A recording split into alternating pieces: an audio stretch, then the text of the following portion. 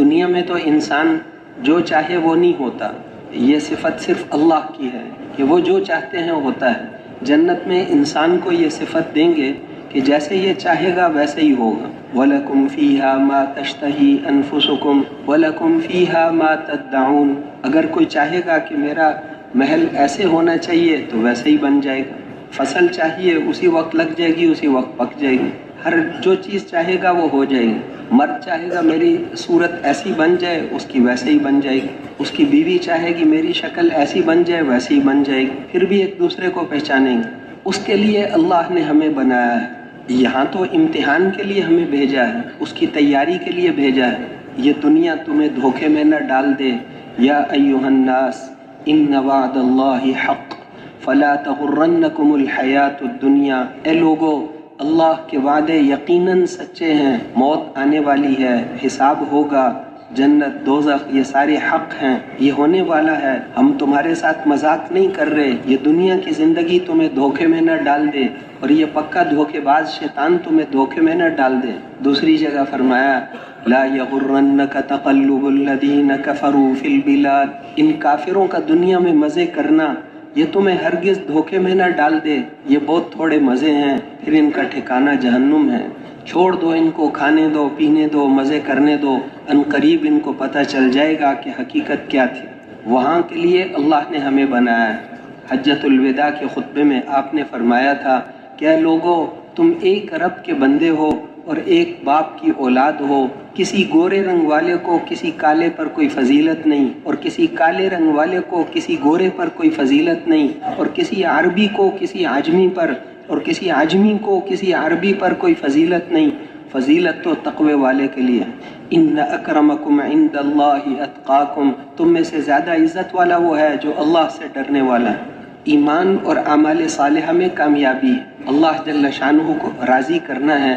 ہم میں سے ہر ایک کی کامیابی اور ناکامی کا فیصلہ صرف ایک ذات نے کرنا ہے۔ ہم سب کی کامیابی اور ناکامی کا فیصلہ ایک اللہ نے کرنا ہے۔ ہمارے اور کامیابی کے درمیان چین، روس، جاپان، امریکہ، سڑکوں، زمین کا کوئی تعلق ہی نہیں ہے، ہم ہیں اور اللہ، اور جس اللہ نے فیصلہ کرنا ہے وہ ہماری شارک سے زیادہ قریب ہے۔ اس قریب والی ذات کو راضی کرنے میں نہ لگنا اور دور والی چیزوں میں کامیابیاں ڈھونڈنا، ایسے بے وقوف انسانوں کے پاس اللہ نبیوں کو بھیجتے تھے کہ ان کو سمجھاؤ کہ اپنی صلاحیتوں کو ضائع نہ کرو، اپنی صلاحیتوں کو اس مچھر کے پر پہ ضائع نہ کرو، کامیابی جہاں ہے ہی نہیں وہاں سے کیسے ملے گی؟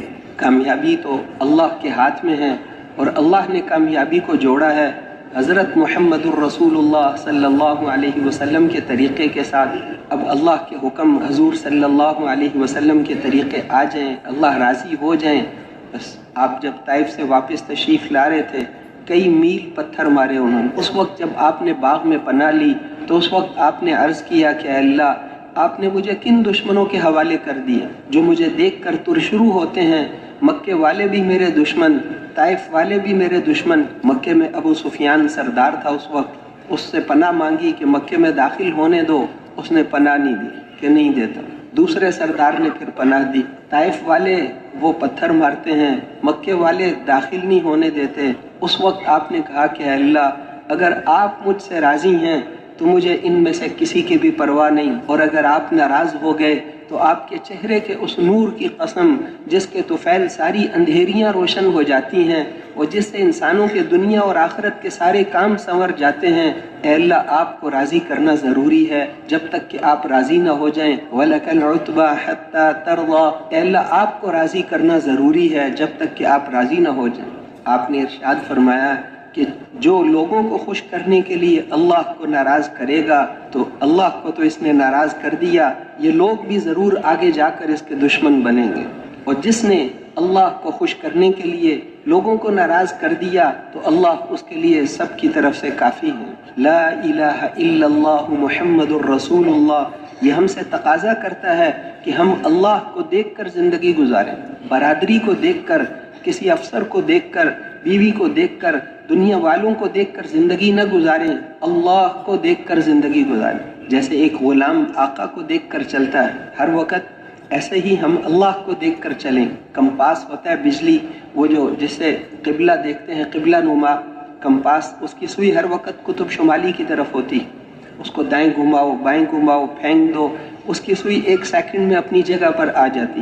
ایسے ہی اللہ مومن کو دیکھنا چاہتے ہیں کہ اس کے دل کی سوئی، دل کی توجہ ہر وقت اللہ کی طرف، غمی میں، خوشی میں، بیماری میں، صحت میں، ہر حال میں اللہ کو دیکھ کر چلنا ہے۔ اللہ جل شانہ کیا چاہتے ہیں؟